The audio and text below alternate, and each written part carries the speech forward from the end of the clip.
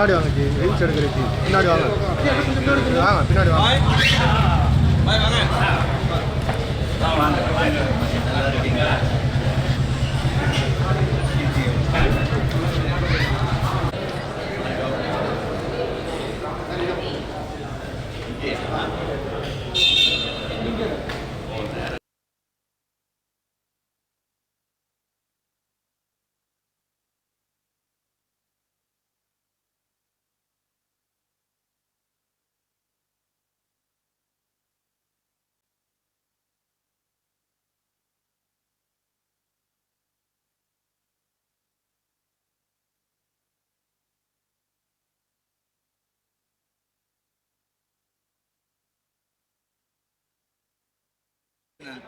அக்கேனம் இந்த படத்தோட டைரக்டர் கீர்த்தி இந்திரான்னு ஒரு பாத்திரம் பண்ணியிருக்காங்க. கேமராமேன் தென் பிரவீன், மியூசிக் டைரக்டர் பரத். எல்லார் சார்பிலையும் வந்திருக்க பத்திரிகையாளர் நண்பர்களுக்கும் அதர் சேனல் எல்லாத்துக்கும் எங்களுடைய வணக்கம். இந்த படம் நீங்கள் படம் பார்த்துட்டு இன்றைக்கி தமிழ்நாடு ஃபுல்லாக இது ஒரு நல்ல பாராட்டு கிடைச்சிருக்கு எங்களுக்கு. அதுக்காக நாங்கள் எல்லா ஊருக்கும் நேரடியாக பத்திரிகையாளரை எல்லாரையும் உங்களை சந்திக்கிறதுக்கு நேரடியாக வந்திருக்கோம். இந்த படம் இன்னைக்கு காலகட்டத்தில் சமுதாயத்துக்கு தேவையான விஷயங்கள் நாங்கள் சொல்லியிருக்கோம். வெறும் பாடமாக சொல்லாமல் அது ஒரு கதை அம்சத்தோட ஒரு என்டர்டெயின்மெண்ட் ஃபேக்டர், ஒரு த்ரில் ஃபேக்டர் அதில் வச்சுருக்கோம். நீங்கள் கேள்வி கேட்கலாம், என்ன மாதிரி ஒரு சப்ஜெக்ட் இருக்கும். இன்றைக்கி ஒரு சின்ன டவுனில், சின்ன டவுன்னா மெட்ரோபாலிட்டன் சிட்டி இல்லாமல் திருச்சி, திருநெல்வேலி, தென் திருப்பூர், கோயில்பட்டி, அங்கேருந்து ஒரு ஸ்டூடெண்ட்ஸ், நல்லா படிக்கிற இன்ஜினியரிங் ஸ்டூடெண்ட்ஸு சிட்டிக்கு வந்தால் எவ்வளோ கேர்ஃபுல்லாக இருக்கணும், எவ்வளோ ஒரு கவனமாக இருக்கணும்னு சொல்லி ஒரு சின்ன விஷயத்தை ஒரிஜினல் கதையிலேருந்து அதுக்கப்புறம் நாங்கள் அதில் நிறைய ஒரு சுவாரஸ்யமாக இருக்கிறதுக்காக நிறைய கதை அம்சம் போட்டிருக்கோம். ஸோ இது முக்கியமாக இந்த யங் ஜென்ரேஷன் ப்ளஸ் பேரண்ட்ஸ் பார்க்க வேண்டிய படம். ஏதாவது கேள்வி இருந்தால் நாங்கள் பதில் சொல்ல தயார். எல்லாருமே ஒரு புதுமுகம்.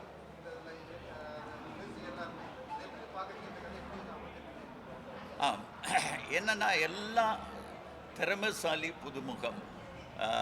படம் பார்த்துட்டிங்களா நீங்கள்? சரி, நீங்கள் படம் பாருங்கள். படம் பார்த்துட்டிங்கன்னா இன்னும் உங்களுக்கு சிறப்பாக தெரியும். ஏன்னா டெக்னிக்கலாக இதில் எந்த குறைபாடும் இல்லாமல் நாங்கள் பண்ணியிருக்கோம். மியூசிக் டைரக்டர் ரொம்ப பிரமாதமாக பண்ணியிருக்காரு. டைரக்ஷன் ரொம்ப அருமையாக இருக்கும்.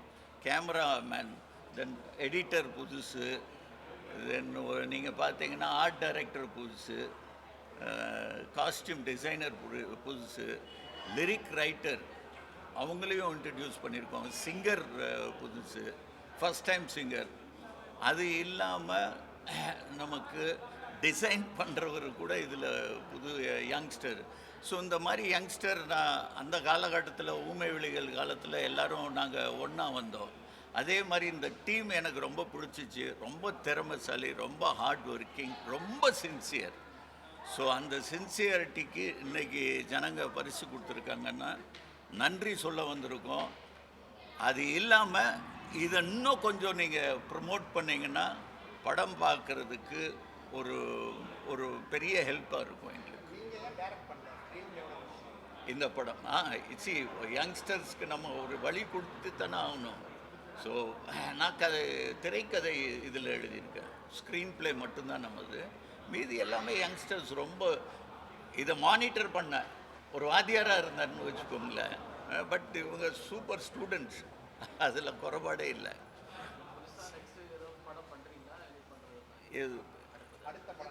ஆமாம், இது அடுத்தது இது ஒரு வாட்டி என்ன ரேஞ்சில் போகுதோ அதுக்கு ஏற்ற மாதிரி கண்டிப்பாக இன்னொரு படமும் இதே குரூப் வச்சு நான் பண்ணுவேன், உறுதியாக சொல்கிறேன். இல்லை, அது கதை எப்படி வருதோ அதுக்கு ஏற்ற மாதிரி தாங்க அது. இருக்குது, இதில் இருக்குது. நீங்கள் படம் பார்த்துட்டீங்க, அதனால் தைரியமாக சொல்கிறீங்க. படம் பிடிச்சிருக்கா உங்களுக்கு? Right, okay. ஆமாம், இப்போ பேசுகிறது கம்மியாக பேசுனா தானே நல்லது.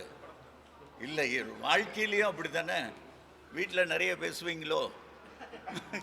பேச முடியாதுல்ல. அது மாதிரி தான் படத்தில் என்ன தேவையோ அந்த கதாபாத்திரத்துக்கு இவ்வளோ தான் தேவைப்பட்டுச்சு.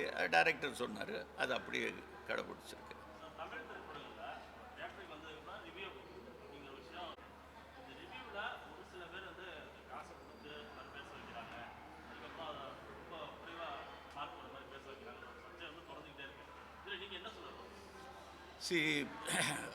நல்லது செய்கிறவங்க இருந்துகிட்டே இருப்பாங்க, அதுக்கு டபுளாக கெட்டது செய்கிறது கூட இருப்பாங்க. இது உலகம் அப்படியே நம்ம பல வருஷமாக நம்ம பார்த்துட்டு இருக்கோம். நம்ம நேர்மையாக இருக்கோமா, அது மட்டும்தான் எனக்கு தெரியும். நாங்கள் நேர்மையாக இருக்கோம். எந்த பணத்தை கொடுத்து எந்த ஒரு பப்ளிசிட்டியும் நீ போய் இதை சொல்லு, நம்ம படத்தை நல்லா சொல்லு, அது தப்புன்னு சொல்லு, நான் செஞ்சதும் கிடையாது, செய்யவும் மாட்டேன். அதில் நான் உறுதியாக இருக்கேன். இப்போ நீங்கள் படம் பார்த்ததுக்கு அப்புறம் கண்டிப்பாக அது ஒரு ஒடியோ குவாலிட்டி இப்போ நம்ம மவுத் டாக்கில் அப்படியே இன்க்ரீஸ் ஆகும். வேர்ட் ஆஃப் மவுத் இருக்குல்ல, ஒருத்தர் படம் பார்த்ததுக்கப்புறம் கண்டிப்பாக சொல்லுவாங்க இந்த படம் நல்ல படம். இது மாதிரி தான் சமீபத்தில் நல்ல படங்கள் அருமையாக ஓடி இருக்குது. இப்போ டூரிஸ்ட் ஃபேமிலி பார்த்துட்டிங்கன்னா அப்படி தான் ஓடினது. 11 ஒரு படம் வந்துச்சு, அதுவும் இப்படி தான் ஓடிச்சு. ஸோ அதை நிறுத்தவே முடியாது. இப்போ நீங்கள் நேரடியாக பார்த்துட்டிங்கன்னா இப்போல்லாம் விமர்சனம் பண்ணுறவங்க பேச்சு யாரும் கேட்கறது இல்லை. ஏன்னா எல்லாத்துக்கும் தெரிஞ்சு போச்சு. உங்களுக்கே தெரிஞ்சு போச்சு இல்லை, எல்லாத்துக்கும் தெரிஞ்சிச்சு. இல்லை, தேட்டர் போதுமான 140 தேட்டர் இருக்குது. ஓகே, இது அப்படியே இன்க்ரீஸ் ஆகும். அப்படியே நீங்கள் நிறுத்த முடியாது. ஆற்று வெள்ளம் போல் நிறுத்தவே முடியாது. நல்ல விஷயத்தை நிறுத்தவே முடியாது. நம்ம படத்தையும் கண்டிப்பாக இன்க்ரீஸ் ஆகிட்டே இருக்கும்.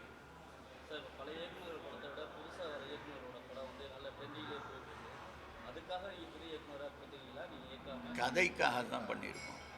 ஸோ நீங்களே சொல்லிட்டீங்க, புது இயக்குனர் கொடுத்தா நல்லா ஓடுன்னு. ஆனால் இவர் ஒரு புதுசான ஒரு விஷயத்தை எடுத்துகிட்டு வந்தார். ஸோ அது இவங்க இருக்கிற லேட்டஸ்ட் ஜென்ரேஷன் என்ன புதுசாக தாட்டு கொடுக்குறாங்க, அதை நம்ம வரவேற்க வேண்டியது தானே. நாங்கள் வரும்போது கூட எங்களை யாரும் மதிக்கவே இல்லையே, ஜெயிச்சதுக்கப்புறம் தான் இப்போ தம்பியை எல்லோரும் மதிக்க ஆரம்பிச்சிடுவாங்க. ஆமாம், அது ரொம்ப கம்மி. அது அவங்களே பேர் வைக்கல, நான் பாட்டு பேர் வச்சுட்டு அவங்க நாங்கள் வேறு பேரில் சொன்னோம் அப்படின்ருவாங்க.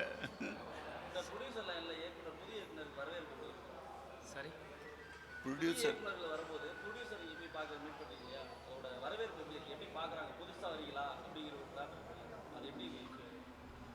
என்னோட எக்ஸ்பீரியன்ஸ்லேருந்து அது நான் சொல்ல முடியுமான்னு தெரியல. நான் பார்த்ததே 1-2 பேர் தான், அதில் 2வது ஆள் இவர். ஸோ அதனால் என்னால் சரியாக சொல்ல முடியும்னு எனக்கு தோணலை. ஸோ 2வது ஆள்லேயே நான் சீக்கிட்டேன். இல்லை, எனக்கு அது பிடிச்சனால தான் பண்ணோம்.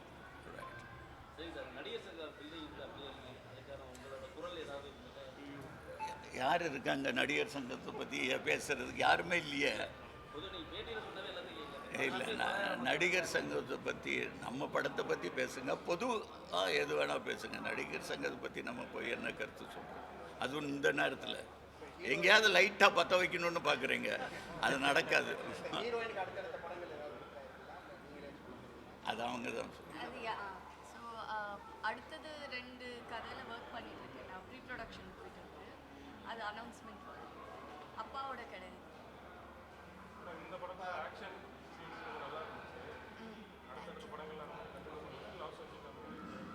ரெண்டுமே பண்ணுவேங்க. ஏன்னா எனக்கு எல்லாமே பண்ணணுன்ற ஒரு ஆசை இருக்குது. ஸோ எனக்கு கதாபாத்திரம் கதை பிடிச்சிருந்ததுன்னா அது ரொமான்ஸ் இருக்கட்டும், ஆக்ஷன் இருக்கட்டும், நெகட்டிவ் ஷேட் இருக்கட்டும், எதுனாலும் நான் பண்ணுவேன். தேங்க்யூ. தம்பி மகள் வந்து 2வது படம் அடுத்த தொடர்பாக அது கதை வந்தால் தான். அது கதை இல்லைன்னா நாங்கள் அதை பற்றி இது திணிக்கப்பட்ட இல்லை. அந்த கதையில் நான் தேவைப்பட்டுச்சு. ஸோ அது இல்லாமல் நான் கேட்டேன் இவர்கிட்ட, நான் கரெக்டாக இருப்பேன்னா அந்த சொல்கிற கதையில் சார் நீங்கள் பண்ணுவீங்களா, நான் கொஞ்சம் கூட நினச்சி பார்க்கல. ஏன்னா இதில் தங்கை மகன் அப்பா பொண்ணு கிடையாது. ஆமாம், இல்லை இவங்க 2 பேருக்கும் எந்த ரிலேஷன்ஷிப் கனெக்ஷனுமே கிடையாது.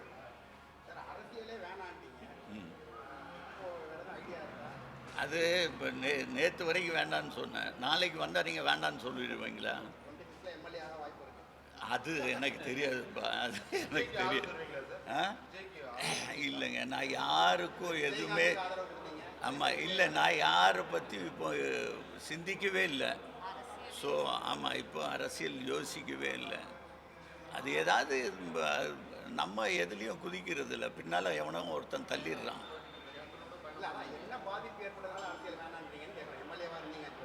ஆமாம் ஆமாம்,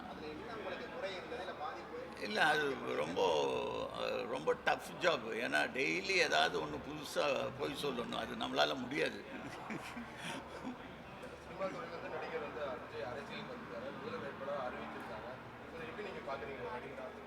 இல்லை எனக்கு நம்ம அது சம்மந்தமே இல்லாத ஒரு விஷயம். நான் அதை பற்றி யோசிக்கவே இல்லை. ஸோ அதை பற்றி யோசித்தா நான் என்னுடைய கருத்து சொல்லலாம். ஸோ அதை நான் யோசிக்கவே இல்லை. ஐயா அவர் பாட்டு அவர் வேலையை செஞ்சுட்டு இருக்கார். அரசியலில் நம்ம இப்போ பேச வேண்டாம். நம்ம படத்தை பற்றி பேசுங்க, சினிமா பற்றி பேசுங்க, மக்கள் பற்றி பேசுங்க. நடிகர் சம்பந்தப்பட்ட விஷயம் சொல்கிறேன். இப்போ ஸ்ரீகாந்த் இந்த மாதிரிலாம் போதைப் பொருள் அடிமையாக இருக்காங்க. அதெல்லாம் ஒரு நடிகர்னால தான் இல்லை, அந்த நடிகர் சாதாரண மக்கள் யாராக இருந்தாலும் போதை தப்பு தான். இவர் நடிகராக இருக்கனால எல்லாத்தையும் ஒரு பெரிய போஸ்டர் போட்டுட்டு இருக்காங்க. ஸோ அது எல்லாம் யார் பண்ணாலும் தப்பு. இந்த படத்துலேயும் அது சொல்லியிருக்கோம்.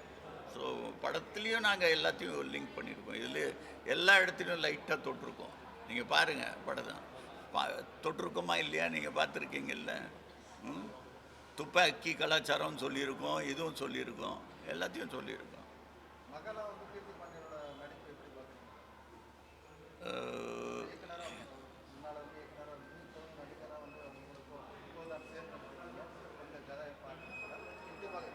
அது ரொம்ப பெரிய தப்பு. நான் என் பொண்ணை பற்றி பேசிய, அவன் என்னை பற்றி பேசிய, அதுக்கப்புறம் 2 பேரும் சேர்ந்து குடும்பத்தையே பற்றி பேசிய, பொதுவாக பேசுவோம். அது நீங்கள் தான் சொல்லணும். கரெக்டாக இல்லையா? நான் சொல்கிறது கரெக்டாக இல்லையா? என் மகள் அப்படின்னு நான் சொல்லவே மாட்டேன். அதே மாதிரி அவங்க எங்கள் அப்பா எப்படி அவளுக்கு உரிமை இருக்குது, நான் சொல்ல மாட்டேன். எனக்கு அது சார் வந்து நிறைய படம் நடிச்சதில் பார்த்துருக்கீங்க. அவரை வச்சு டைரக்ட் பண்ணும்போது இதெல்லாம் வந்து எதிர்பார்த்தது இல்லை, நல்லா சூப்பராக வந்துச்சு அப்படிங்கிற மாதிரி. சாருக்கு அந்த காஸ்டியூம் போட்டுட்டு ஃப்ரேமில் பார்க்குறப்பயே ஒரு கிக் கிடைக்கும். அவர் டைலாகே பேச வேணாம், ஜஸ்ட் அந்த ஃப்ரேம் பார்த்தாலே அந்த ஸ்க்ரீன் ப்ரெசன்ஸ் வந்து அப்படி இருக்கும். படம் பார்த்தவங்களுக்கு தெரியும்னு நினைக்கிறேன். அந்த பைக் ஷாட்டாக இருக்கட்டும், அந்த க்ளோஸ்அப் ஷாட், ஒரு ஃபோனில் டைலாக்ல மிரட்டுவார், அதெல்லாம் வந்து ரொம்ப என்ஜாய் பண்ணி ஷூட் பண்ணோம். ஸோ எங்களை மாதிரி ஒரு நியூ கம்மருக்கு இவ்வளோ எக்ஸ்பீரியன்ஸோடு அவ்வளோ படங்கள் பண்ண ஒருத்தர் ஆர்டிஸ்ட்டாக கிடைக்கிறதுன்றது வந்து ரொம்ப பெரிய ஆப்பர்ச்சுனிட்டி. அதை கரெக்டாக யூஸ் பண்ணியிருக்கோன்னு நினைக்கிறேன். கண்டிப்பாக இன்றைக்கும் ஒரு இணைந்த கைகள் தான். ஆமாம், வேறு வியாபாரம் பண்ணேன், அதுவும் சினிமா சம்மந்தப்பட்ட வியாபாரம். அதுக்கப்புறம் இது ரொம்ப செவ்வாய் இழுக்குது, இது இழுக்குது. ஸோ அதனால் திருப்பி வந்துட்டேன். நல்ல கதையாக இருந்தால் கண்டிப்பாக பண்ணுவேன்.